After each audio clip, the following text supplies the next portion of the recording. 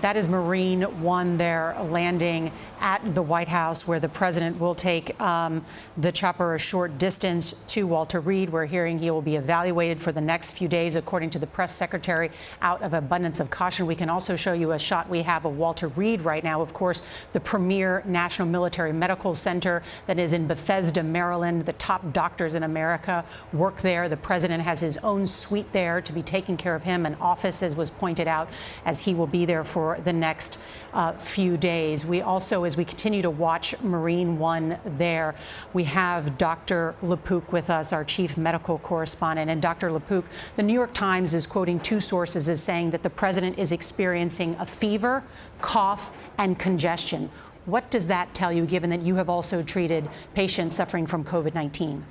Well, you know, back in March and April, we were seeing that, and that is the symptom. Those are the symptoms that you get. And in most cases, people are able to stay home and they end up being fine. And, you know, statistically, the president should still turn out to be fine. But of course, the one thing that's predictable about the coronavirus is that it's unpredictable. And so what you don't want to have happen is for him to be sort of going along with what looks like an upper respiratory infection and then suddenly take a turn for the worse. So I'm very happy, you know, as a physician, I'm not taking care of him, but as any physician would want their patient under as close observation as possible. One other thing, I think one of the questions, there's so many questions tonight that remain unanswered by the White House.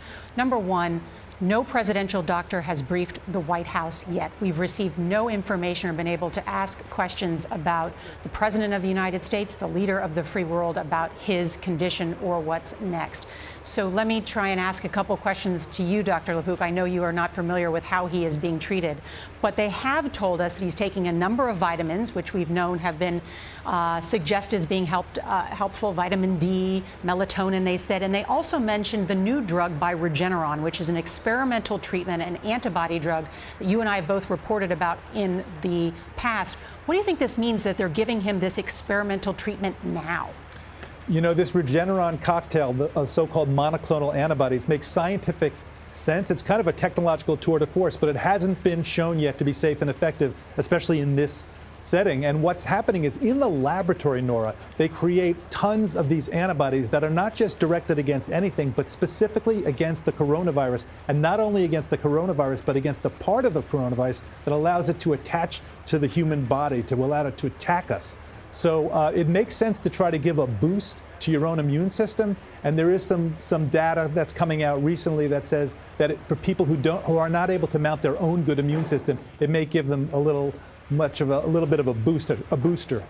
You pointed out people who have contracted SARS-CoV-2, this coronavirus, and then developed COVID-19, which is the syndrome. People have it in varying degrees of severity. Some people just feel bad for one day and experience some fatigue. Then there are the much more serious cases. I was speaking with a doctor earlier today who said one of the things they would be concerned about is if the president starts to need oxygen. Tell me what that means. Oh, yeah. I mean, needing oxygen is a big red flag here. And when somebody comes into the hospital, we put a pulse oximeter on them. That allows us to monitor their oxygen level. And if it starts to dip down, that's when you have to really jump into high gear. Because what happens is that the virus is attacking your lungs. But then what happens after that is that your own immune system mounts such an immune response that the actual immune response does damage to the lungs and to the rest of the body on top of that. It's really an unfortunate development from this virus. So you're following the oxygen level. It starts to go down. You can give them supplemental oxygen either in the nose, over the face in a face mask, and if it really gets severe, you may need a breathing tube, so-called intubation. We know that if somebody is intubated, it's been shown that dexamethasone, a kind of steroid, can actually decrease mortality rate. We know in hospitalized patients needing oxygen, remdesivir can decrease the length of stay. So there are things for people who are severely sick. What we don't know is what can we give somebody at this stage, in that first stage where people are somewhat sick, but not so sick yet that they're needing something that we've proven to be safe and effective. This is the most serious health crisis to face an American president since Ronald Reagan was shot in 1981. I've covered the White House. Several presidents, traditionally, when they run for president, candidates release their medical records. It's become an issue. It was an issue when John McCain, who was an older gentleman, ran for president. When they get annual physicals at Walter Reed, the details of those physicals are released to the public. And I guess this is the question for you, Ben Tracy. I mean, is the health of an American president a private thing? Most people would say no, and that's why they typically disclose their medical information while they're running for office and their physicals. But you mentioned the physical. You know, I was here on that Saturday morning earlier this year when all of a sudden they scrambled the motorcade and took President Trump out to Walter Reed. We were all obviously wondering what was going on because that's very unusual. The response that we eventually got from the White House was that the president had nothing much to do that Saturday and wanted to get a jump start on his annual physical. That never quite seemed to add up, but they never fully explained it. And President Trump, unlike some of his predecessors, has put out what some might call questionable medical information. You might recall when he was first running for office, his doctor said that he was in wonderful shape. Obviously, you can tell that's just simply not true. So I think the question here will be how much transparency is there at this moment while he is the president of the United States, while he now has the coronavirus, this pandemic that's impacting the country. And the other thing that we should talk about is these continuity of government issues. I've been asking the vice president's office about that all day long. I am told that the vice president currently is at the Naval Observatory right now, where he has been all day. That's his home here in Washington, D.C., that he's been working from there. He actually took over some of the president's duties today, not a formal any sort of transfer of power issue, but he took over a couple conference calls that President Trump had on his schedule today and did those for him instead. But I'm getting a lot of pushback on any discussions about continuity of government. They're saying that they're not at that point, that they think the president is having mild symptoms and in good spirits. Those are the words that we're hearing from almost every official here at the White House today.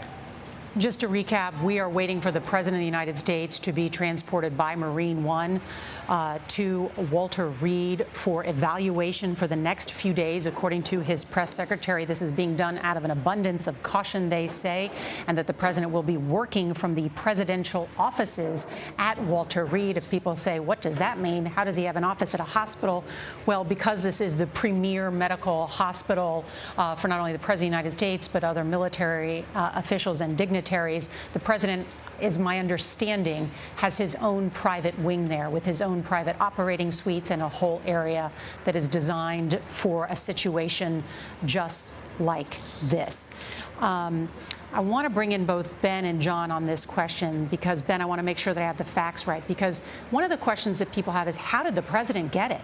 How did his aides get it? And we learned late last night that Hope Hicks, who was one of the president's closest advisors, had been diagnosed, and that she, of course, was in close contact with the president. The timeline that we learned today, when did the White House know that Hope Hicks had contracted coronavirus? The timeline's a bit murky, but what we believe to be true is that the White House learned that she was positive at some point midday yesterday. That she took it. She was not feeling well on Wednesday during a trip to Minnesota where the president had a rally. On the way home from that trip, she actually tried to isolate herself on Air Force One. For those who have not been on Air Force One, it's a large airplane, but it's very hard to isolate yourself on an airplane. When they got back here, she apparently was tested the next day. The White House has not explained to us why, if she was having these symptoms, she was not tested immediately. It's also not clear to us when the president was informed that indeed she had tested positive, because shortly after her positive test came back, the president got on Marine One and flew to New Jersey yesterday, where he held a fundraiser. And at that point, the president was obviously asymptomatic because he then tested positive later. But to answer your initial question in terms of do we know how or when the president got the coronavirus, the honest answer is we do not. I think a lot of people have tried to link the timeline here because Hope Hicks tested positive and then the president did, trying to infer that somehow she infected him. We simply don't know that to be true. We now know that there were several people at the Rose Garden event where the president named his new Supreme Court nominee who have tested positive. It's just as likely he could have gotten it there. So we really don't know that. A couple of different things to break down there. Well, let's talk about the Rose Garden event on Saturday in a minute, because we've now learned that a handful of people there have tested positive. But first, and Dr. LaPook, on this timeline, now that the White House is admitting that they knew Hope Hicks, one of the president's closest advisors who is in close proximity to him multiple times a day, tested positive on midday Thursday, and that the White House then knowing this, that the president then got on Marine One, went to New Jersey, and was in close proximity with a number of people at a fundraiser at his Bedminster resort. Does that violate the CDC guidelines about when someone should quarantine or go into isolation? Nor the normal guidelines would be if you know you've been in contact with somebody who has tested positive for COVID-19, you need to go into quarantine for 14 days. And here's why. It's all about this 2 to 14-day incubation period. So say I get infected today. I get infected today, but I may not be infectious, able to infect others for 2 to 14 days. So that means I can get tested on day 3, day 4, day 5, test negative, all the way up to day 14, and then suddenly at any point test positive and be infectious and infect other people. And that's why it's so important to do that 14-day quarantine period. This is what's so fascinating, because according to our reporting, and Ben, correct me if I'm wrong at any time, our fabulous White House team has been compiling all this together.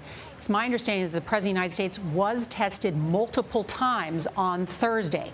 It's not clear what kind of test, but the test that the White House usually uses is an Abbott rapid test.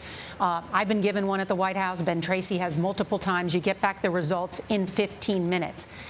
I guess that he was negative essentially on those tests, but out of an abundance of caution, they then gave him a PCR, which is the gold standard of testing, later in the night, which takes a little bit longer to process, and that, in fact, came back positive. Dr. LaPook, what does that tell us about these testing and these rapid tests that the White House, I must tell you, has used to say, we're fine, there's no virus here within the White House grounds? There's been a lot of discussion about this, Nora, because the rapid tests, it's terrific because you can do them more quickly. But they are not as sensitive as the PCR. So they do have a false negative rate, which means a false reassurance rate. It also could have been that, he was brewing the virus. It wasn't quite enough of what's called a viral load to test positive by that test. But by later in the day, it became positive, and then the PCR turned positive. So, I've been saying all along, we've talked about this, Nora, that you could be tested in the morning, test negative, and because of the incubation period we just talked about, you could turn positive in the afternoon and infect somebody that evening. So getting tested every day doesn't necessarily mean that you're not going to infect somebody. We're looking now at Marine One, where the President of the United States is expected to shortly board that and take what would be about a 30 to 40-minute drive, but in this Marine helicopter is just going to be about 10 minutes, where will stay for the next several days at Walter Reed for treatment.